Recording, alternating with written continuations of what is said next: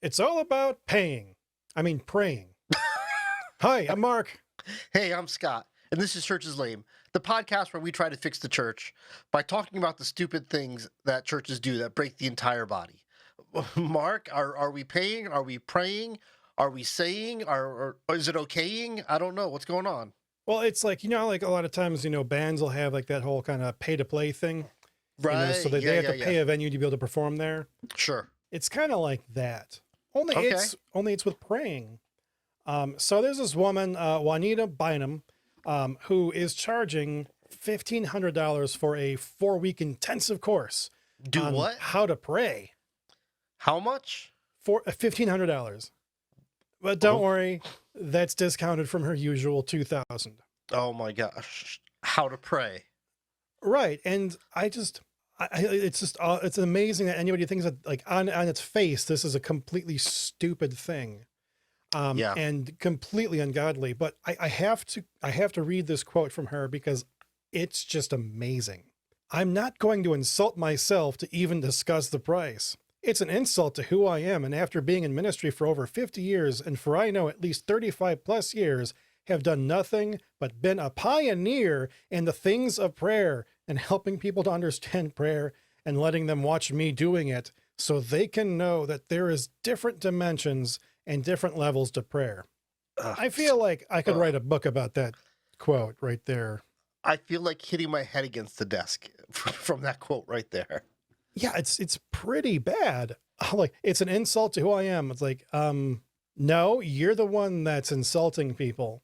I mean, aside from just like the basics of it, like I can understand like where she might be coming from, saying like, because Paul says to Timothy in 1 Timothy 5:18, it's like, do not muzzle an ox while it's threshing, and the worker is worth his wages. Yeah. So like she might be just thinking like, well, I'm going around teaching people how to pray, so I'm worth being paid for that service. Mm-hmm. Of course, $1,500 is what somebody might pay someone like that to come in and teach like one weekend class to like a whole bunch of people, Sure. not like $1,500 per person. Yeah. But it's just there's example after example after example of exactly the opposite thing in scripture. Right. I want to look at there wouldn't happen to be like her advertisement anywhere, would it? So if we search for Juanita Bynum, first of all, does it lead us to her page? Of course it does, because she's a televangelist.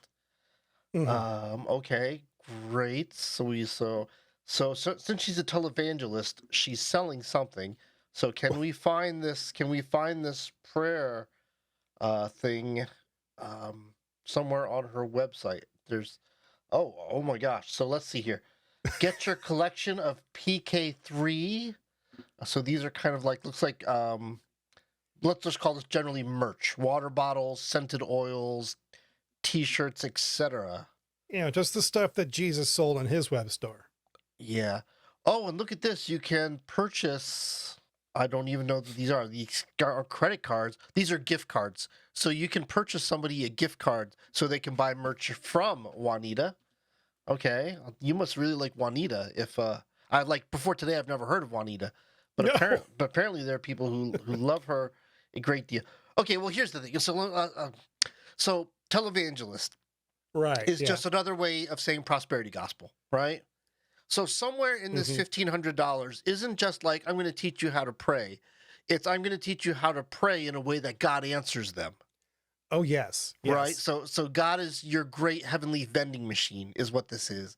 And that's why you and I find this so offensive. It's like my gut reaction is it's not just 1,500 Mhm. a week. Because like I'm in the IT world, right? And my boss charges for my time, right? I don't charge for my time. My Yeah. boss charges for my time, and he bills out at roughly $150 an hour, right? So it's not hard to get to $1,500. It's 10 hours of my time, you know? Mhm. So I'm not saying she's not worth the time, right? Maybe she's a good teacher. I don't know. Like the minute you say televangelist, I'm suspect of her ability to teach. And Oh, then B, instantly. I'm also kind of suspect of the need, right? Like, is it not enough that that Mhm. Jesus says, like, hey, when you pray, pray like this, our Father who art Right. in heaven, Is that not enough? Does that not give people a roadmap for how to pray? Well, You know, I made a note exactly about that thing. It's like everything yeah. we know in prayer is in Matthew 6:5 to 14. Right. So the part of this that is so blood boiling is that unspoken promise that God is going to answer your prayers the way you want Him to. You know. Hmm.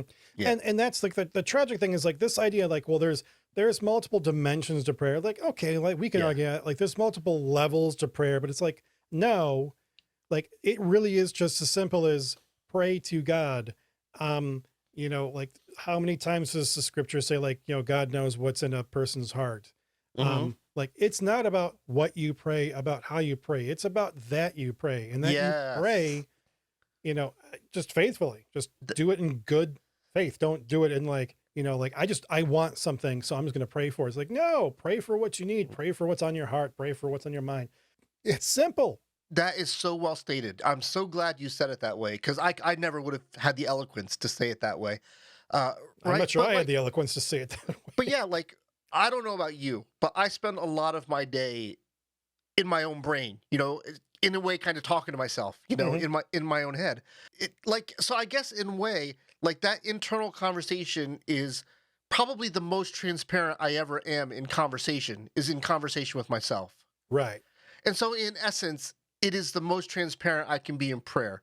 Is just to keep that conversation going and trusting that, when I'm talking to myself, when I'm thinking about the most mundane things in lives, like, hey, I've got to go pick up the kids tonight. Hey, I've got to pay the bills. Hey, what about, doing a good job at work? Hey, what about being a good son to my mother?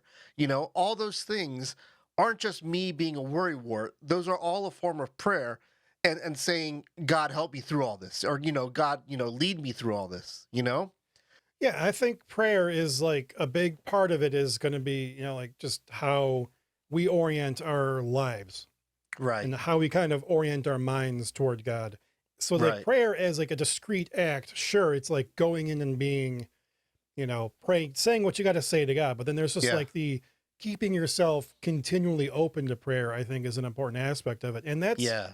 And that's not something you can't learn how to do that, Yeah. in a 4-week course that costs you, $1,500. It's like a pastor should be doing this. Yeah. If you're not getting what you need from your pastor, you should be going to a different church, Yeah. not seeking out some snake televangelist who's really out there just to make money off of such a basic foundational part of our lives. I mean, it's I don't even know how to like give like a good metaphor for this, but it's like, oh, it infuriates me so badly. I so much want to I want to know the details of this training. Like, is it Right. her coming? Plus, I can't imagine she's actually going to come to your church and do this training. This must Oh, be some yeah. sort of online pre-recorded thing, right? That's how most of these things are. Even if she does it live, it's Yeah. still that like the expense is ridiculous because like you talked about like your time getting billed out. It's like it's not hard to Yeah. get up to like, $100 like $1,500. But Yeah. that's one person. Yeah. So like if 10 hours of your time is worth $1,500, if she has a class with, 10 people, that's $15,000 for 10 hours of her time. Yeah. And like that's just like why does she need this much money to teach people a super basic thing? There's like as long as she's doing in her ministry that's that important. Right. But like that's the part to me that's a little I don't know, like what's the part of it that's a little bit infuriating is that she's making money hand over fist to teach people how to do the wrong thing for the wrong reason, Hmm. right? She is not training people to pray with no expectation. She's teaching people to pray with the expectation that God will conform to their will. Yeah, yeah, yeah. Right? So like at least if you're going to make money doing this ministry thing, like teach people correctly, you know? Yeah. And I think like for me, like one of the worst parts of this is aside from just the outright, blasphemy of it all, right, is just Yeah. that there are people out there who could like who can't afford to take her class and she's telling them, oh well, $1,500 is a discounted price for you. It's like, Yeah. well, if you can't afford to take the class at all, then what she's saying, as somebody who fancies herself some kind of a pastor, is that, well, you just don't deserve to learn the methods that will make God listen to you. Yeah. That Yeah. statement in and of itself hurts my brain to say out loud, but it's like, That's what she's saying. So she's telling poor people, oh, well, you suck. You're poor. You deserve to be poor. You don't deserve to have God listen to you Right. because you can't afford my course. It's like, yeah, that makes you seem really altruistic. Yeah. There are predators at the car dealership who will make you a loan for a car you can't afford. There are predators in the Right. real estate business that will make you a loan for a house you can't afford. There are predators in the education field that will make you a loan for a college education you can't afford. And by golly, there are predators in ministry who will have you charge up your credit card in ways you can't afford for training that's unnecessary. Yeah, and like you said before, like this is something that neither one of us has heard of until this thing pops. Yeah. So like whatever circles she's traveling in is far enough off the, even the evangelical mainstream to not like pop onto our radar that much. Yeah. This is like all the so remember, like I have this phrase that I like to use, mostly harmless. Right? These are people that are big enough to believe their own hype, but not big enough to actually make any waves on the big stage, you know? Right. Yeah. Yeah. Like Interesting. that one guy, oh, I forget what it is. Like some dude I saw like in like a, 2 a.m. weird infomercial thing that Yeah. pops up. It's like some guy that like calls himself a prophet, like bishop something or other. Yeah. And like has this room full of people saying there is money in the mouth of the prophet. Like that right there. Like if you've Yeah. read any of your Bible or somebody else's Bible, hell, if you've read any of the satanic Bible, like that statement should immediately make you mad. Yeah. Like, oh, it's just ridiculous. Absolutely. But hey, you know what? What? The money grabbing doesn't Uh-oh. stop there. Of course not. It never does. No, why would it? and who better to make for a money grab than Kanye West? Ah, Kanye. He's my favorite. Yeah, he's my favorite person to hate. And Yeah. and, I and wouldn't go that before far. you I jump would on me put- in the comments, just Yeah. don't. I would actually put David Ramsey above Kanye. It's difficult. Yeah. And I mean, like they're just about the same level of full of themselves. Right. But like it's this thing. Like he made a tweet like that was kind of taken to mean that like he was comparing himself to Moses, right? Yeah. And my gut reaction to that was like it was just F you, Kanye. Right. But like the whole thing is that he created some Christian school to basically teach people about Jesus discipleship, all that Christian stuff. Yeah. And it's not that there's anything wrong with what he's wanting this school to do. It's that in an age of diminishing enrollment at Christian schools, why do we need another one? Right. And so like this feels to me like just a vulgar money grab. I don't know. What do you think about it? Yeah. Well, yeah. So there is very few people on the face of this earth who have been less Christ-like in their ministry than Kanye. Mhm. Because when I think of words to describe Christ, I think of loving, of just, I think of humility, I think of holy, I think of set apart, I think of peace. And these are none of these words are words that I would apply to Kanye. Kanye is always at the center of some sort of hurricane. He is always the center of attention. There's always some sort of not scandal. There's always some sort of brouhaha, And it's usually going of on his around own him. creation. Exactly. And, well, it's expressly of his own creation so that he can get some sort of benefit out of it. Yeah. And I'm willing to entertain that Kanye is like Moses and that he actually has murdered 2 Egyptian men and is on the run for it. Nice. Just I'm leaving that possibility open. And by the way, I mean, so let's just take one step back. So the actual tweet that kind of got this whole thing going, Mhm. right, is quote, "No one asked Moses how much he slept," unquote. And that's him. He compared himself to Moses. But yeah, this does seem like a money grab because the money seems to be at the heart of it instead of being the mechanism that makes it work, right? Right. Like last week, we had an episode where we talked about Brett Favre, and we talked about how he should be raising money by doing sensible things to raise money, right? Instead of stealing money from welfare people. And so you create a private school, and the idea should be that the money from the parents who want their kids in school should fund the school. But that's not what's happening. Apparently, Kanye's taken a book out of the political fundraising book, and all this money is kind of donations and let's call this black money in terms of black being secret, you know? Yeah. So Yes. kind of like Not a race comment, but like yeah, it's yeah, still exactly. Yeah. like there's still like a $15,000 per year tuition Right. for a school. Which may or may not be fair, I don't know. But it just doesn't seem sustainable to fund a school that's not being funded by the actual parents. Yeah. But You know? but just in case you were worried that there's not enough money grabbing happening, Oh gosh. I've got another one. Oh gosh. Now, I can guarantee you Kanye is going to make more money with his money grab Yeah. probably than this other thing. But are you familiar with the whole God's Not Dead movie? Yes, unfortunately. Yeah. Were you aware that there were 4 of them? No. Yeah, like I was aware of 3, and I see this article about number 5 is going to be coming out. Oh my gosh. Now, if you're listening or watching this and you've never seen God's Not Dead, I encourage you to hate watch, maybe get drunk first, but then hate watch any of the first 3 of them.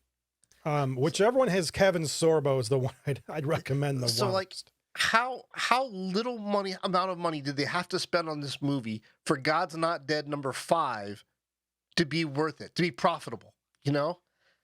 Like Oh it's my- I don't it's like gotta I don't be even it's terrible. like I like you have a story to say, but like it's the same story every movie. Yeah. And honestly, they do a very poor job of telling it, and they just make caricatures of everybody. Yeah. Like it's not just like they're making these horrible caricatures of atheists. They're making horrible caricatures out of Christians. Yeah. And I mean, even probably pets too. I mean, it's bad. It's like everything you hate about Christian movies Yeah. is exemplified in this. And then they're making another one. Yeah. Hey, so can we list those things real quick just for sport? Like the acting, sport. the acting is terrible. The script is terrible. The cinematography is terrible. Oh yeah, the lighting is atrocious. The lighting is horrendous. Yeah. Oh yeah, like it's like what's the word I'm looking for? It's like it's a monologue driven movie that like it tries to disguise dialogue. It's not dialogue, it's like dual monologues, you know what I mean? Yeah. So And like it's just, whenever I see any of these movies, it reminds me of like the ABC after school specials we would watch as kids. Like that's kind of like the level of script writing and the level of acting and yeah.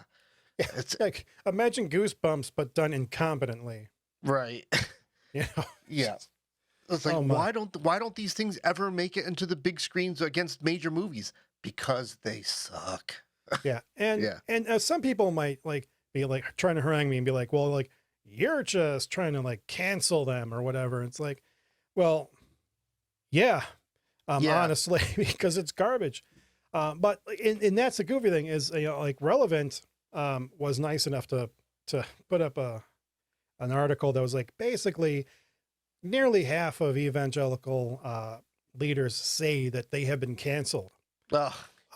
Which it's like this word, some like political, commentator, that's what I'm looking for. Yeah. Came up with this phrase cancel culture and has sold it to people on the political right. Most Yeah. people that I know on the political left look at cancel culture as like, it's like saying, like the boogeyman. It's like, that's not a thing, Right. you know, Yeah. Like- or good hamburgers with mayonnaise on them. It just doesn't exist. Right. Like I think in this particular article, like they call it cancel culture. I call it cause and effect.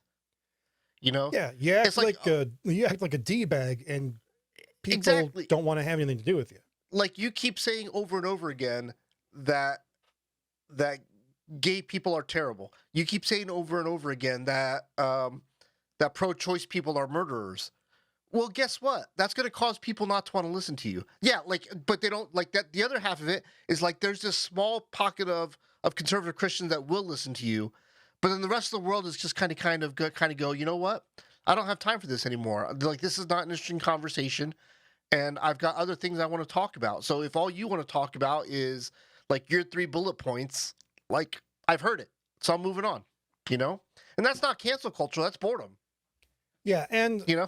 and even if I'm like being really generous about it, and I Yeah. assume that what they're saying are things that, the greater part of Christendom would agree with, Mm-hmm. and how they said it, not just what they said, because sometimes it's how these people say things that gets them yelled at, Mm-hmm. which I get. I mean, that's happened to all of us, right? Yeah. I'm not faulting them for that. I would say turn to John 15:18-25. Mm-hmm. Right there where Jesus is saying, like, if they hate you, they hated me first, Yeah. and all that jazz. Yeah. Because this is what Jesus promised you. So that Yeah. you even dare to complain about a thing is absurd to me. It's like, no, if you're being canceled for doing the right thing, for doing the godly thing, for doing the Christian thing, then you should be happy Yeah. instead of complaining about it, which just tells me that you don't want to do the Christian thing. You just want to like probably make your money like everybody else and get your cash grabs in without being harassed about it. Right. Yeah. The things that we say we're all about in church, but then in our real lives, it actually comes to be that we're not about those things at all. For instance, one of the very popular things that Christianese language will say, well, I've been crucified with Christ.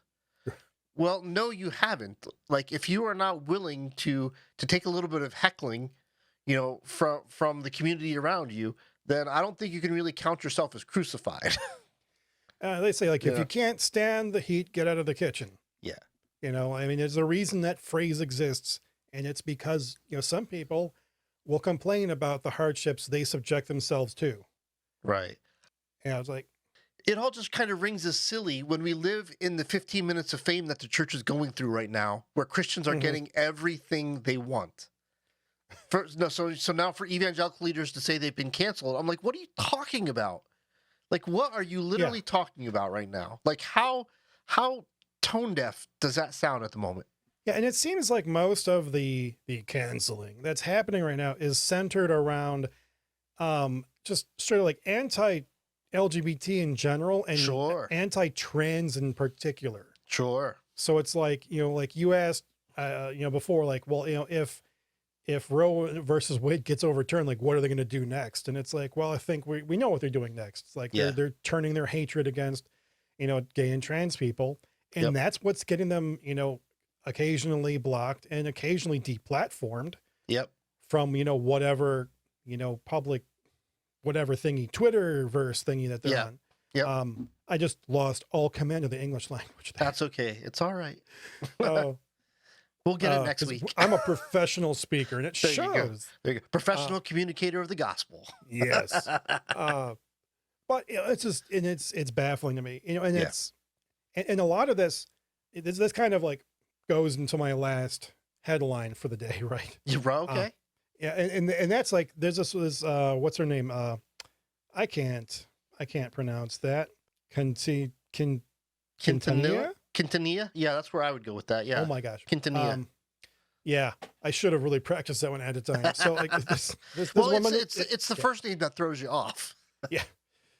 so like she's like, her big complaint is that like there's like this huge moral collapse in the United States, and that's this huge big problem right now. To which immediately my mind said, okay, well, if I want to learn about the collapse in morals in America, like I should talk to like Martin Luther King or Fred Hampton or Malcolm X. Oh, I can't, because they were all murdered by people who didn't like them because they were black and working toward equality of the races. Okay, well, maybe white people. How about JFK and Lincoln, who were murdered for being too nice? Like how much further can we go here? It's Well, you kind of went deep with we kind of missed the basics. So Mhm. Anne Graham addresses a national moral crisis, like we've rejected God, but like how? What is her assertion as to how we've rejected God? Yeah, it's like there's so much in history, and like I'm just bringing up murders just to be a butthead, really. But there's so much in American history that is full of unchristian attitudes and actions toward individuals, toward people in our country, towards other nations. I mean, like the CIA, we have declassified documents, for crying out loud. has at numerous times tried to assassinate Fidel Castro, who is the leader of a nation who never attacked the United States. You can't like claim it was like, important for the national defense, right? It's just like, we did that because we just didn't like what he stood for. We've overthrown the leader of Chile. It's like, these are things the United States has done.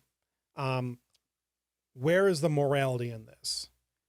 So it's like, I'm not trying to bring like a political stance into it. I'm just saying, as a political example, like, our nation has not exemplified itself as a moral nation to begin with, just one that stuck to a particular moral code that some people really like. All right, so stupid is stupid reports. Okay. The headlines aren't always rich and fertile with stuff that we know you'll love. Most of the times it actually has us banging our heads against the wall with how just terrible it is. And so here's some new examples of just how terrible the state of, what should we call it, Christian journalism in quotations, is this week. Which part is in quotations? Yeah, whichever part you like. Okay, so from Christianity Today. So I have a pair of headlines here. Mm-hmm. Should Christians vote? That's the headline. Should Christians vote? Like, really? Okay. Is that a question? Like, if you're an American citizen who is authorized to vote, allowed to vote, you should vote. Christian or not, whatever you are, Christian, atheist, agnostic, Buddhist, Muslim. If you're an American and you're able to vote, please vote. But here's what makes this such a precious jewel of a headline. It was the very next headline from the Christian Post. When will low-income Americans stop looking to government? Like, well, make up your mind. Do you want people to be politically engaged or don't you? Which is it? Tell me which one I have to believe to earn the favoritism of the Christian elites and Jesus himself. Yeah, and it's like, every time I see that headline, you're like, should Christians vote? The conclusion is always yes. And it's not just that you should vote, but that you're morally obligated to vote. And if you don't vote, you're a bad Christian. Right.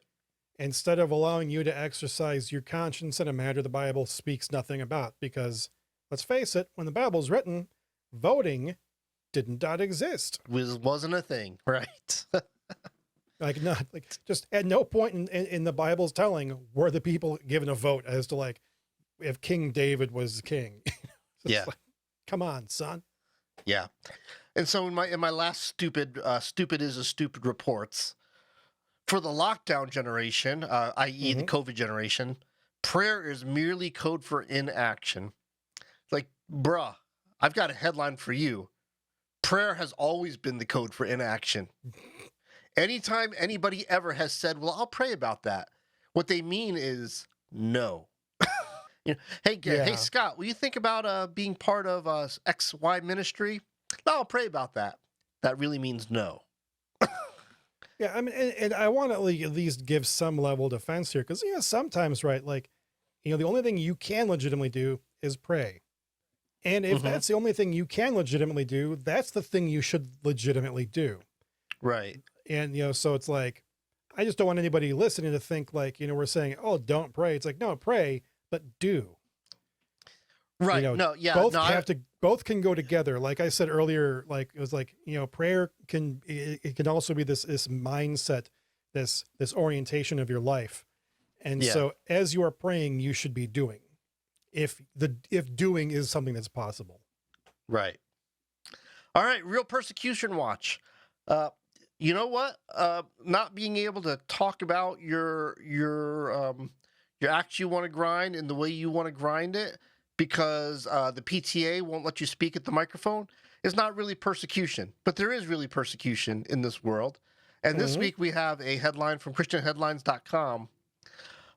Terrorists killed 25 Christians in Nigeria. So once again, I don't know what it is. I don't know why Nigeria is the epicenter of Christian persecution in the world today, but it is. And sometimes getting through these episodes, you have to get through the episode. So it kind of seems like I feel like I'm being kind of calloused about the story and rushing through it. But it's hard to stop and really feel it, because if you feel it, like it just stops the world. It's heartbreaking to read these headlines week after week. And you know what we've been talking about for the last 2 weeks? The Queen is dead. Yeah. It's like, yes, is it an event? It is an event. Should it be consuming our every waking hour as if the Queen has been a meaningful political figurehead in any amount of time? I don't think so. Oh You no, know, it annoys me how many of these headlines I've seen like, oh, like we're gonna talk about the Queen's faith. It's like, well, you what? haven't Yeah. talked about the Queen's faith And how long? Yeah. ever. I mean, Yeah. like she dies, and then you have to say something nice about the Queen for reasons I don't understand. When it's like most of these people are like they're Americans by birth Yeah. and balk at the concept of a hereditary monarchy. Yeah. But now, like this one hereditary monarch dies, and now you have to say a whole bunch of nice things. Like just, eh. And I'm not averse to that. I'm not averse to any of that in the secular world. Like, if that's what the secular world wants to talk about, by all means, like, let them talk about it to their heart's content. But in the church, we have a focus, right? And there's nothing inappropriate. Words is hard. There's nothing inappropriate about taking time to mourn, even taking the time to mourn somebody you've never met or somebody you know. But everything has to be done within the context of not everything gets the same amount of importance, right? And so Yeah. there are still things that we need to be serious about. And real Christian persecution is something we need to be serious about.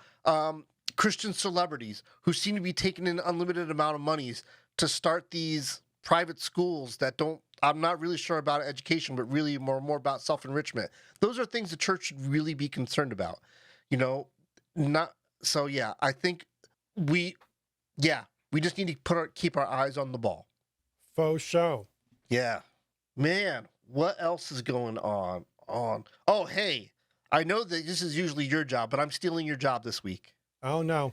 You all need to just like press pause right now and open up a new tab on your browser and go to Rob Bell's website, the Robcast, because not his latest episode, but his last episode was perhaps one of the best episodes of the year for Rob Bell.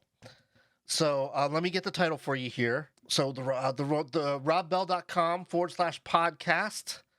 And it's episode 330, and the title is called Congressively Proservative. And like I think I've said a couple times now, Rob Bell has he's got this gift for seeing things from a unique perspective.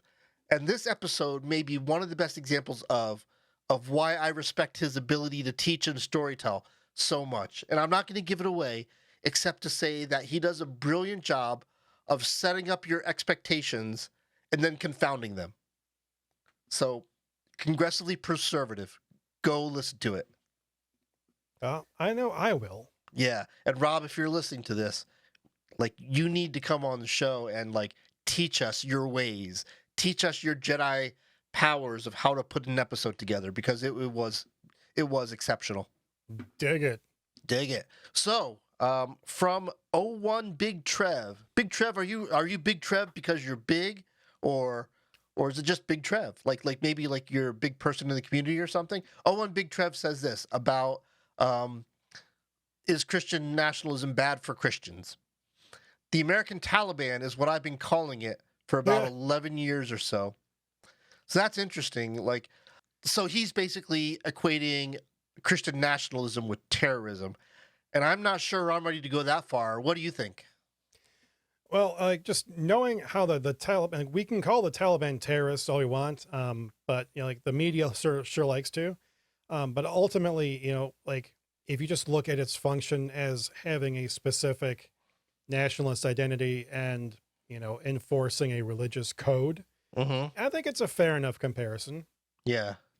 We have another comment from Raul Jacques.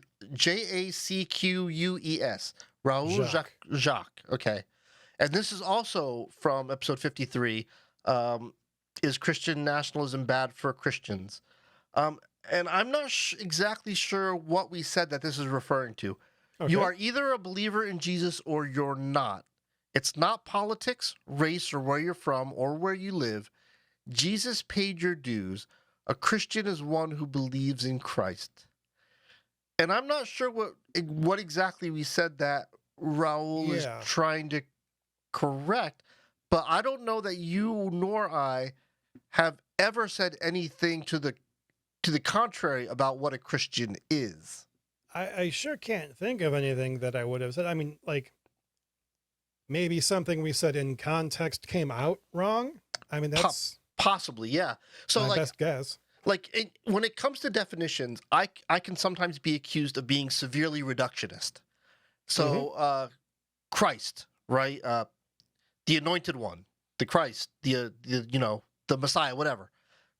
IAN, one, or someone who is part of, something like that. One. Christ one. Like if the most reductive way I can say it is a Christian is a Christ one who follows Christ. I don't know how much plainer. I know I've said it multiple times on this show. Like I don't know how much plainer I can make that. So I don't know why people are like. I think Raul is legitimately asking us in maybe a little bit of a I don't know, like a hot collar kind of way, whether or not we're believers in Jesus. But like, I can't imagine anybody who's watched more than one of our shows would be asking that question. Well, I mean, how often are we accused of being atheists anyway? I mean, we're accused of being spawns of Satan, but that's mostly hyperbole, right? Like seriously, like that's mostly hyperbole. yeah. Whereas, I don't know. Yeah. Like, I would have to really. I think I'd have to have Jacques explain the comment. Yeah, I wonder where we went sideways for him to wonder. Yeah. To wonder whether or not we're really Christians. That's interesting. Yeah. Or is he commenting alongside of us, in agreement with us? Maybe. Yeah, that's possible. Yeah. Yeah. That's a good insight. And that's why I have you here. See, you earned your pay this week. And how much do you get paid for this? Nothing. Nothing. There you go. Yeah. So So thank you for the comments. We really, really appreciate them. And if I'm not mistaken, we continue to be on the path towards 200 subscribers. So, if you're watching us or listening to us wherever it is, hit those thumbs up and thumbs down and subscriptions and ring the bell and get notified and click and share it and tell other people the good news about church is lame. And maybe we can get a choir of people talking about how the church is beautiful if the church would just be more like the church. And maybe we can make some progress here. Yeah, and by all means, please reach out to us and engage in conversation through the comments, or if you have something a little bit more longer form, shoot us an email. Yes. It's always good to see emails that aren't find out what's on Spotify. So reach out to us, please. Grow your business faster. Yes. Yeah. Oh my gosh. Perfect. All right, man. Sail us out of here. All right. May the Lord bless you and keep you. May the Lord make his face to shine upon you and be gracious to you. May the Lord lift his countenance upon you and give you peace. Amen.